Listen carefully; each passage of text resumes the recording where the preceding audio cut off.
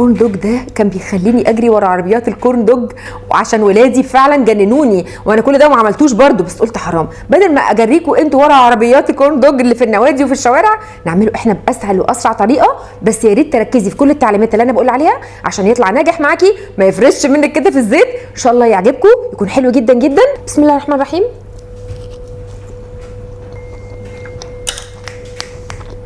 انا ربنا نصرني والله العظيم، طعمها حلو قوي، بس في شويه حاجات كده تركزوا فيهم عشان تطلع معاكي مظبوطه. يلا بقى دلوقتي نبتدي على طول. طبعا ده بيتباع في كل السوبر ماركت يا اولاد، واحنا مش كل يوم نجيبه، يعني ممكن كل 3 سنين مره يعني. المهم الهوت دوج ده تجيبيه وتخرطيه نصين كده، او لو في اصلا قصير تمام يعني، وبعدين تسلقيه. ما بياخدش 5 دقايق بالظبط، يعني ما بياخدش وقت خالص. يلا بقى نعمل الخلطه اللي هنحط فيها الهوت دوج ده. انا حطيت كوبايه دقيق ذره اصفر اللي هو بتاع البسيسه ده، عارفينه طبعا، وقدها بالظبط كوبايه دقيق ابيض، و3 معالق صغيرين بيكنج باودر، ونص معلقه صغيره ملح، وحطيت رشه من الفلفل الاسود، ورشه من الثوم الباودر، ورشه من البصل الباودر، وحطيت معلقتين سكر. وكده كل المكونات الجافه مع بعض، قعدت اقلب فيهم كويس جدا جدا.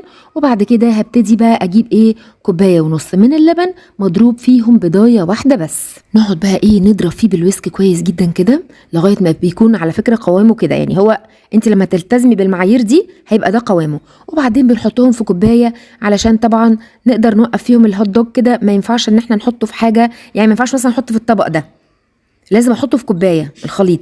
دلوقتي بقى انا بطلع الهوت دوج بعد ما اتسلق، ما اخدش 5 دقايق رغم اني كنت مطلعاه من الفريزر، هم 5 دقايق بس. وبعد كده انا دلوقتي هعمل البوبس، يعني هعمل كورن دوج بوبس كده صغير.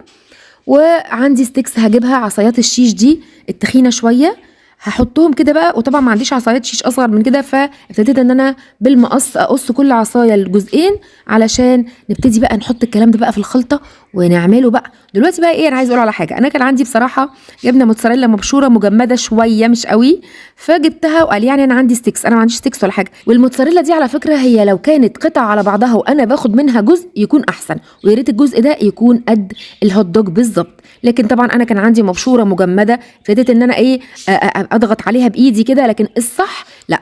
طيب يا نهله انا عندي شيدر حلو قوي برضو. الشيدر لو عندك ممكن تخرطي منها، بس تكون قالب، ما تكونش مبشوره، ما تكونش متخرطه، وبرضو هتنفع جدا. نيجي بقى لمرحله التحمير. انا بس بقول لكم تخلوا بالكم من شويه تفاصيل. اول حاجه لازم الزيت يكون سخن ويعني اتقدح بس على درجه حراره متوسطه، يعني تخلي النار عندك وسط وتخلي الزيت يتقدح عليها. تاني حاجه يكون الزيت مغطي الكورن دوج. تالت حاجة تتأكدي بس ان ابتدى يلون كده، خلاص كده احنا خلصنا. وما تكونش العصاية اطول من الطاسة اللي بتعملي فيها، ما تكونش الطاسة مدورة مثلا، لازم تكون مستطيلة علشان تبقى قد العصاية، او لو مدورة بقى تبقى كبيرة. المهم لازم تلتزمي بالحاجات دي عشان ولا يفرش منك في الزيت ولا يبوظ منك كده، هيطلع معاكي حلو جدا. وانا مش عايزاكي تقدحي الزيت على اعلى درجة حرارة وتعلي بقى النار على الاخر عشان اول ما هتنزليه هيغمق. لا، انا عايزاكي تسخني الزيت كويس جدا جدا، بس درجه الحراره تبقى متوسطه.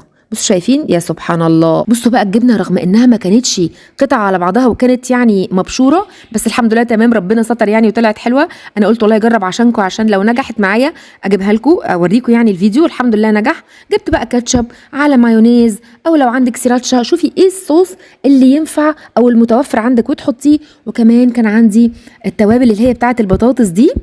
بصوا انا دقت حته بقى، والله يا جماعه طعمها حلو قوي. انا ضحكت كميه ضحك في الفيديو ده عشان اول واحده اتنفخت مني كده زي ما انتم شفتوا طبعا في اول الفيديو، بس والله صدقوني حلو قوي، وان شاء الله هتنجح معاكي، وان شاء الله اولادكم هيحبوني عشان الطريقه دي. طبعا يا جماعه ما يخفاش عليكم ان الشكل مش كل حاجه، يعني مش كل حاجه، ممكن الجوهر برضو يبقى مهم، بس هي والله العظيم شكلها مشجع. انا هدوقها دلوقتي وهقول لكم، وانا هكون امينه جدا معاكم. شويه بس بهارات بطاطس كده على المشي، معلش يعني عايزه اقول لكم بص مالها قالت لا.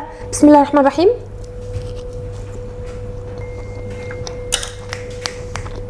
انا ربنا نصرني والله العظيم، طعمها حلو قوي. ولايك وشير لو عجبكم الفيديو، وما تنسونيش في كومنتاتكم الحلوه. بحبكم جدا جدا، واشوفكم الفيديو الجاي ان شاء الله. باي باي.